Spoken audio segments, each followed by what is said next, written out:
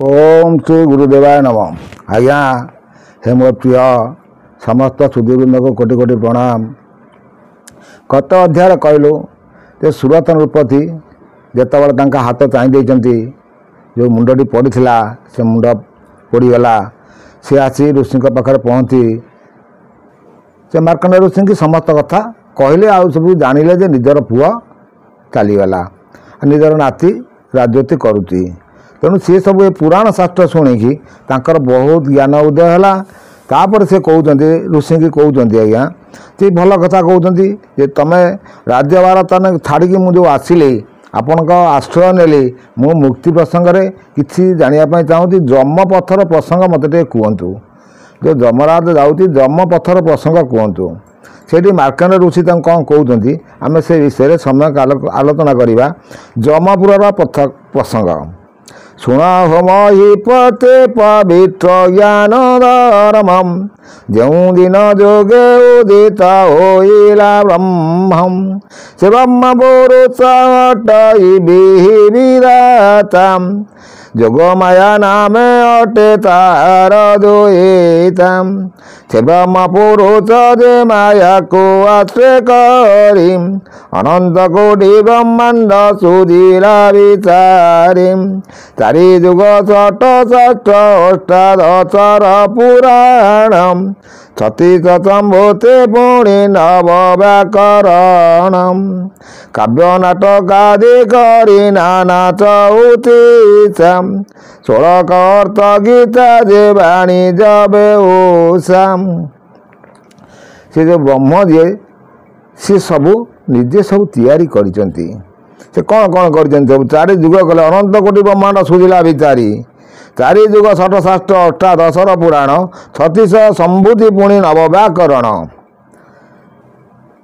तेणु समस्त पाठ्यकर्म से ब्रह्म भी तैयारी करिसंती से कथा मार्कंड ऋषि कहते क्या सुरथ राजा को बुझाऊँच से आउ कौन कहते आम देखा ये छत्तीस श्रुतिर मूले जेते शास्त्र विधि जोग माया प्रसन्न सूर्जिले मृत्यु निधि एते भितरे ब्रह्म चोदिले जेते प्राणी तांक उपरे जम अटई कारेणी एते सब विद्या जहाँ से किसी कले सबू जोग मायांकर अधीनस्थ होइकी कले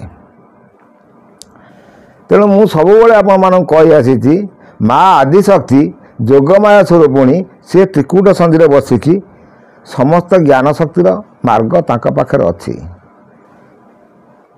तेणु सी ब्रह्म सहित संलग्न रही से सब बुझाऊँच आउ से भल भल कथा कहते आपण मैंने पुराण मन ध्यान दे शुणवे जहाँ मु गीता आकार पढ़ी दौची जिते ता बयस है 70 वर्ष आउ कौन जिते आप शुणे बहुत पुण्य अर्जन हम आउटे से कौन कहते शुणु से जंतुपति हेले ते कपरे राजनम विधाता भी आइले जेते कथा मानम ए जेते संसार रे जीवजंतु प्राणी रहिले तांको ऊपर जम हला राजा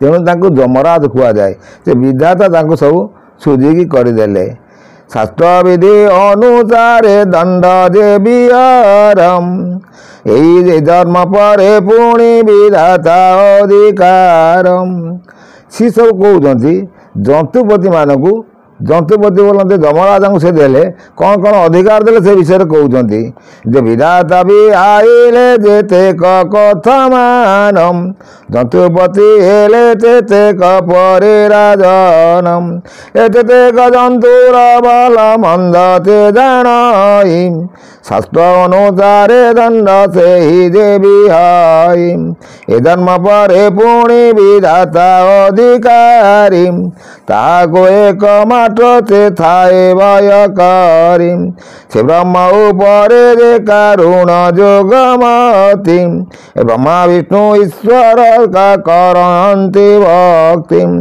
परम ईश्वर देव जगत कारेणी तांको आज्ञा भांगी न पारे कुश पाणी परम विधाता तांको आज्ञा को ब्रह्मा विष्णु महेश्वर भी भांगी पारे तेणु मु आपन को सब कही आसी ब्रह्म हूँ निराकार निर्विकल्प ସଦୃଶ ତାକୁ ଆମେ ଚିନ୍ତନ କରିବା ଦରକାର। ତାକୁ ଚିନ୍ତନ କଲେ ମୁକ୍ତିର ରାସ୍ତା ସେ ଆମମାନଙ୍କୁ ବତେଇବ।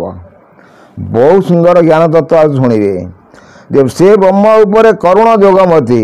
ବ୍ରହ୍ମା ବିଷ୍ଣୁ ଈଶ୍ୱର ଯେ କରନ୍ତି ଭକ୍ତି। ବ୍ରହ୍ମା ବିଷ୍ଣୁ ଈଶ୍ୱର, ବ୍ରହ୍ମା ବିଷ୍ଣୁ ଶିବ ସେମାନେ ବି ତାଙ୍କୁ ଭକ୍ତି କରନ୍ତି। ଏ ପରମ ଈଶ୍ୱର ଯେଉ ଜଗତ କାରେଣୀ, ତାଙ୍କ ଆଜ୍ଞା ଭାଙ୍ଗି ନ ପାରେ କୁଶ ପାଣି। ତାଙ୍କ ଆଜ୍ଞାକୁ ସ୍ୱୟଂ ବ୍ରହ୍ମା ବି ଭାଙ୍ଗି ପାରିବନି।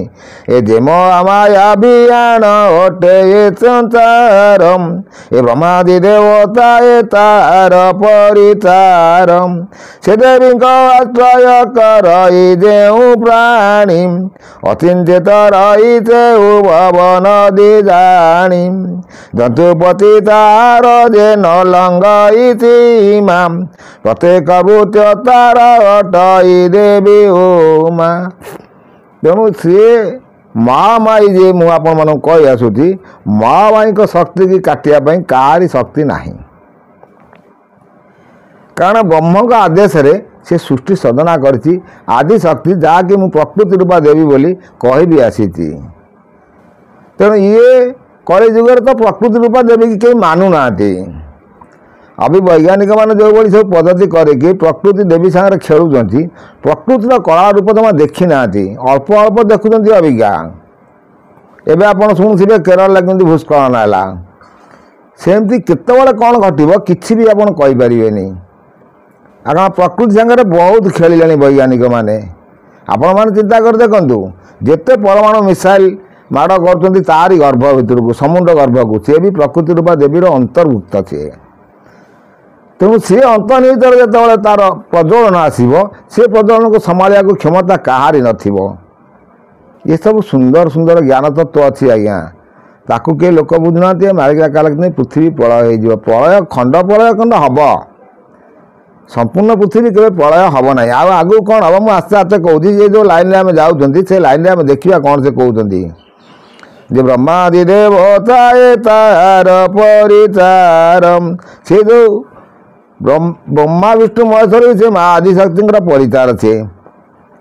ସିଏ ଦେବୀକି ଯିଏ କହିବ, ଯିଏ ପୂଜା କରିବ, ସିଏ ହେଉଛି ଗାୟତ୍ରୀ ଦେବୀ। ତେଣୁ ସେ ଗାୟତ୍ରୀ ଦେବୀକି ଯିଏ ପୂଜା କରିବ, ଗାୟତ୍ରୀ ଯିଏ ସାଧନା କରିବ, ଗାୟତ୍ରୀ ଯିଏ ପଢ଼ିବ, ତାକୁ ଯମଦଣ୍ଡର ଭୟ ରହିବ ନାହିଁ, ଏଇଟା ନିଶ୍ଚିତ। ଆଉ ଗାୟତ୍ରୀ ପଢ଼ିବାର ବିଧି ବି ମୁଁ ଆପଣମାନଙ୍କୁ ମୋର ଏଇ ଚ୍ୟାନେଲ ମାଧ୍ୟମରେ ସବୁ କହି ଆସିଛି। ଆଉ ସେ କ'ଣ କହୁଛନ୍ତି, ଏ ସେ ଦେବୀର ମହିମା ଅଟଇ ପାପ ପୁଣ୍ୟମ୍, ଏନେକ ବିଧି ତୁଇ ଜାଣ ଓ ରାଜନମ୍। ଏ ସେନକ ବିଧି ଅଟେ ଜୀବନ ପୁରାଣମ୍, ତାହା ତୋର ଆଗେ କରିବା କବଖାଣମ୍। ଏମନ୍ତ ହୋଇ ତୁ ଶୁଣ ଆଉ ନୃପବରମ୍, ଯାତନା ଦଣ୍ଡରୁ ହୋଇବୁ ନିସ୍ତାରମ୍। ଏ ସୁରତ ବୋଲେ ସ୍ୱାମୀ ଯମ ଅଟେ କେମନ୍ତମ୍, ସେ କଥା ଆଗେ ମୋତେ କହିବା ତପୋବନ୍ତମ୍। ଏ କେମନ୍ତ ଯମପୁର କେମନ୍ତେ ତାର ସ୍ଥାନମ୍, କେମନ୍ତ ଜନ୍ତୁପତିର ଅଟେ ଚିହ୍ନବନମ୍। ଏ ସଞ୍ଜୀବନୀ ପୁର ଅଟେ କେମନ୍ତ ଦୁର୍ଗମମ୍, ଏଠାକୁ କେତ ଦୂର ଅଟଇ ଯମ ଗ୍ରାମମ୍। ଏକଥା ଶୁଣିବାକୁ ମୋ ବହୁତ ସରଧାମ୍, ତବ ମୁକୁ ଶୁଣିଲେ ତୁଟିବ ମନ ବାଧାମ୍। ସେ କହୁଛନ୍ତି ମୁନିକି, ପ୍ରଭୁ ତମ ଆଶ୍ରୟରେ ତ ମୁଁ ଆଶ୍ରିତ ହେଇକି ଅଛି, ମୋତେ ଯମପୁର କେତେ ଦୂର, କ'ଣ କେମିତି ତା ପ୍ରସଙ୍ଗ ଉପରେ ମୋତେ କୁହନ୍ତୁ। ସେ ବିଷୟରେ ଆମେ ସମ୍ୟକ ଆଲୋଚନା କରୁଛନ୍ତି। ଯମପୁର ଏ କଳି ଯୁଗରେ ତ ଲୋକମାନେ ଯମ କ'ଣ ତାକୁ ଚିନ୍ତା ବି କରୁନଥିବେ। କିନ୍ତୁ ଆମର କଥାରେ ଅଛି, ଦଣ୍ଡେ ନିମିଷେ ଥିଲେ ପ୍ରାଣ ନ ନେଇପାରେ ଜନ୍ତୁରାଣ, ଯେଉଁଭଳି କଥା। ତେଣୁ କେହି ନା କେହି ଗୋଟେ ସୁପ୍ରିମ୍ ପାୱାର ଅଛି, କାଳ ସ୍ୱରୂପ। ସେ କାଳ ନିଶ୍ଚିତ ଆମ ମସ୍ତକରେ ସବୁବେଳ ପାଇଁ ବୁଲୁଛି। ଆପଣ ଗୋଟେ ଭୁଲ କଲେ, ସେ ଭୁଲର ପ୍ରାୟଶ୍ଚିତ ପାଇଁ ଆପଣଙ୍କୁ ସେ କାଳ ସେଇଠି ମାରିଦେଲା। ଲୋକ ଜାଣନ୍ତି ମୋ ଭାଗ୍ୟରେ ଥିଲା ମୁଁ ହେଇଗଲା। ନାଇଁ ଆଜ୍ଞା, ଭାଗ୍ୟ ନାହିଁ, ସବୁ ହେଉଛି କର୍ମର ଫଳ, ପ୍ରାରବ୍ଧ କର୍ମର ଫଳ, ଏ ଜନ୍ମର କର୍ମର ଫଳ। ସବୁର ଫଳାଫଳ ପାଇଁ ସେଠି ଗୋଟିଏ ଜାଗାରେ ସେ ବିଚାର କରୁଛି। ସେ ବିହିର ବିଧାନ ସିଏ। ତେଣୁ ସିଏ ଯନ୍ତୁପତିକି ସବୁ ଆଦେଶନାମା ଦେଇଦେଇଛି। तेणु ये सब सुंदर सुंदर तत्व ज्ञान शुणापी आपण मैंने मोर ये चैनल को आसिले बहुत ज्ञान तत्व पाइबे एत रोचे। नेक्स्ट अध्याय आप कहीदेवा जमदूतर तो जमपुर विषय से कौन कहते मार्कंड ऋषि से विषय आम आलोचना करवा।